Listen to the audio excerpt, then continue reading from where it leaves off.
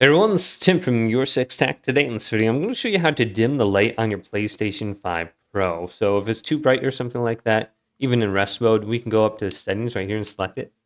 Scroll on down to System. Now go to where it says Beep and Light.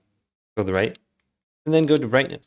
Now look at your PlayStation 5, and you go from the standard to medium to dim. And you're going to notice it's going to get quite a bit more dimmer.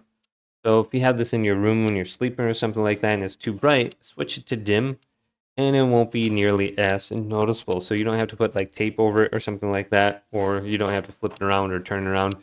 You can just go to the settings right here and set it to dim. Now you should be good to go. And then up top here we have the beep. If we want to mute the beep sound when we turn it on or off, we have that as options. But hopefully this quick little video did indeed help you out. If it did, leave it a big thumbs up and subscribe to my channel down below for more tech videos coming up next on Your Six Tech.